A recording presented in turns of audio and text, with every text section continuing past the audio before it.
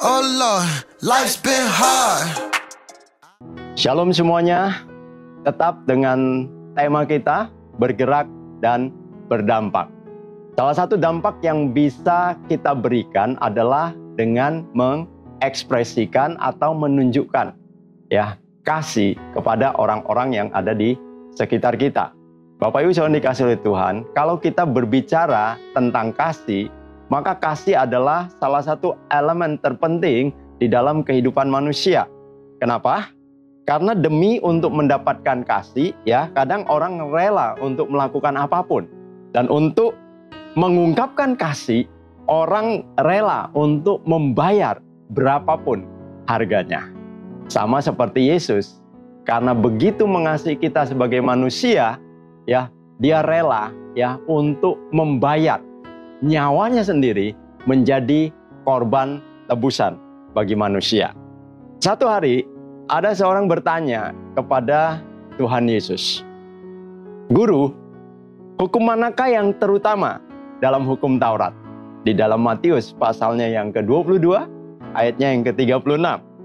"Guru, hukum manakah terutama dalam hukum Taurat?"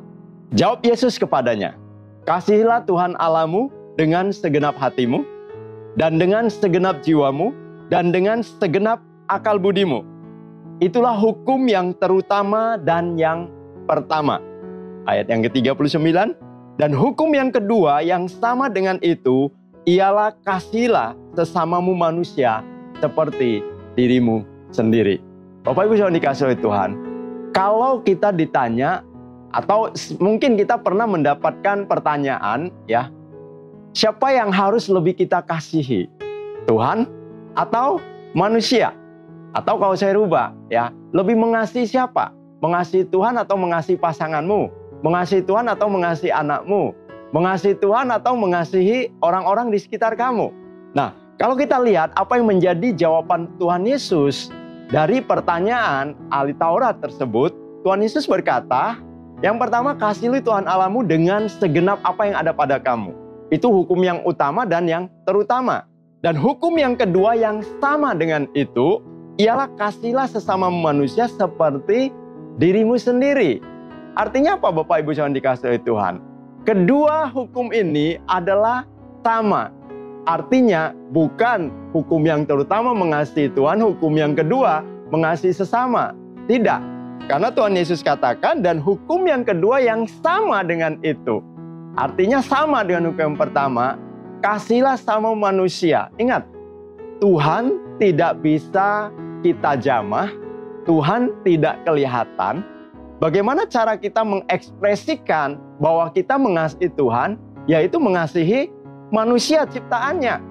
Jadi adalah sesuatu yang mustahil kalau seseorang berkata dia mengasihi Tuhan, tetapi dia membenci saudaranya.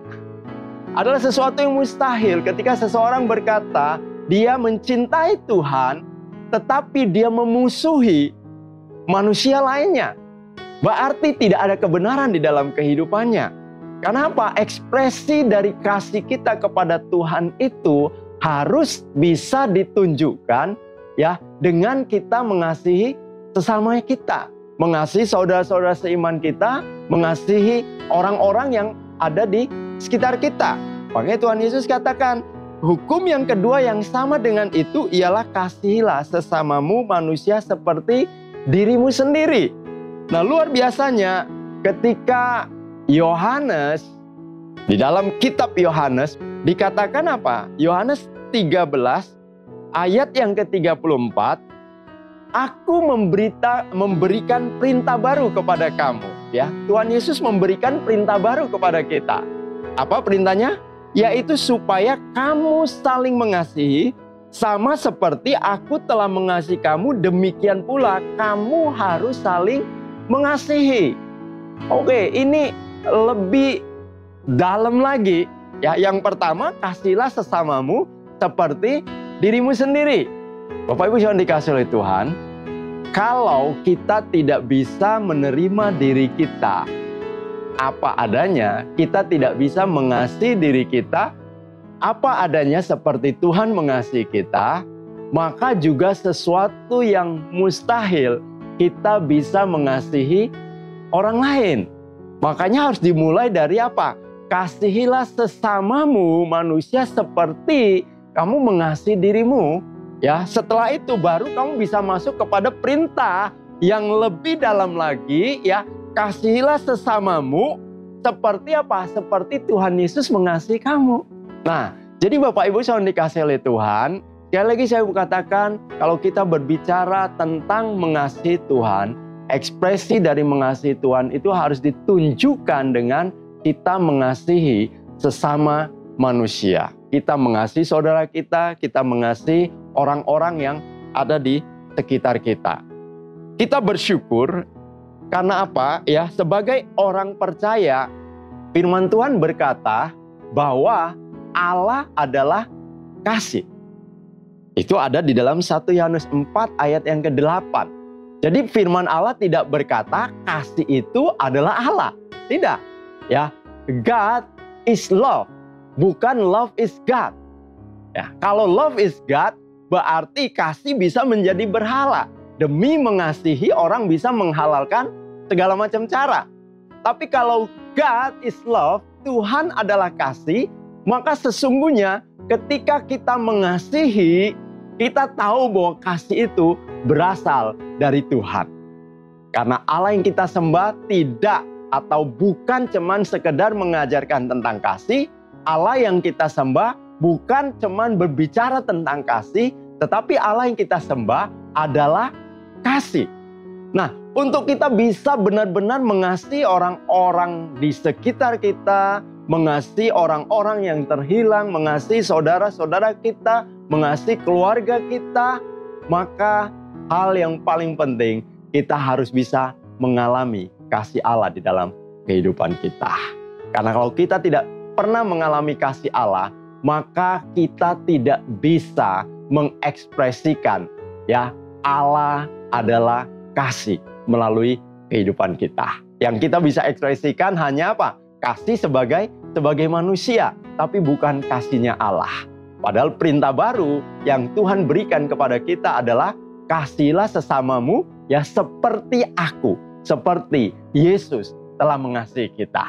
Jadi Bapak Ibu yang dikasihi oleh Tuhan, untuk kita bisa bergerak, berdampak, yang lebih lagi adalah dengan kita mengekspresikan kasih Kristus yang ada di dalam kehidupan kita kepada orang-orang yang ada di sekitar kita.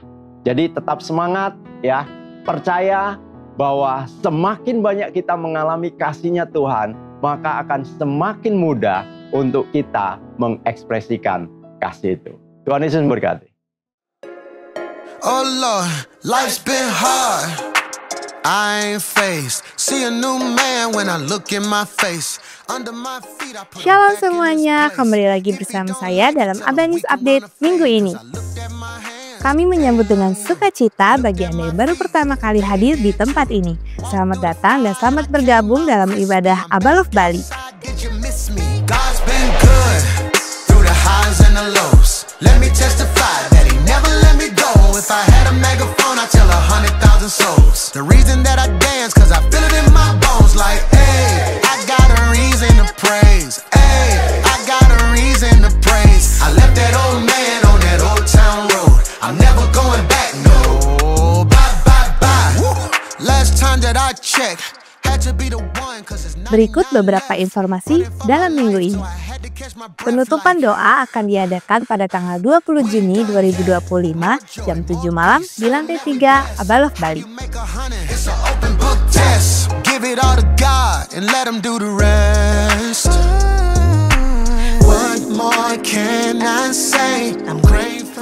Yang semangat goyangnya ya. Dor! Dor! Dor! Boom!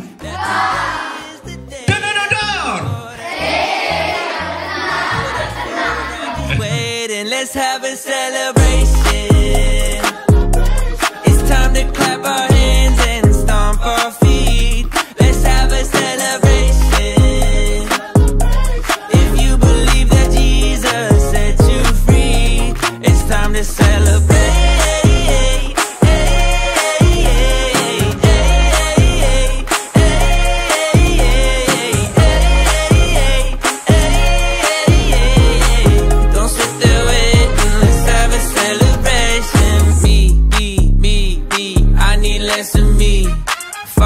Son, and Spirit, that's who I call G-O-D.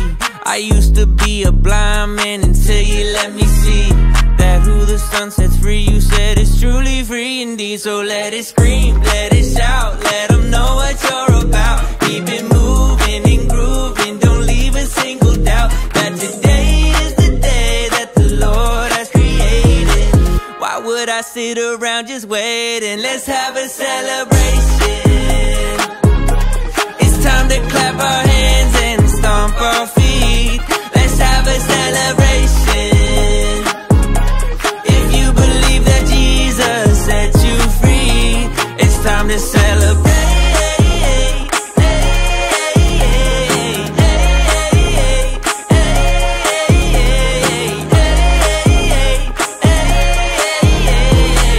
Don't sit there waiting, let's have a celebration.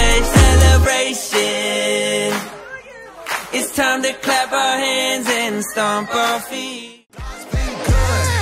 Through the highs and the lows, let me testify that he never let me go. If I had a megaphone, I'd tell 100,000 souls. The reason that I dance, cause I feel it in my bones. Like, hey, I got a reason to praise. Hey, Tema kita tahun ini adalah bergerak dan berdampak. Demikianlah Abanis Update minggu ini. Selamat hari Minggu, Tuhan Yesus memberkati. reason to praise. Hey, I got a reason to praise. I left that old man on that old town road. I'm never going back, no.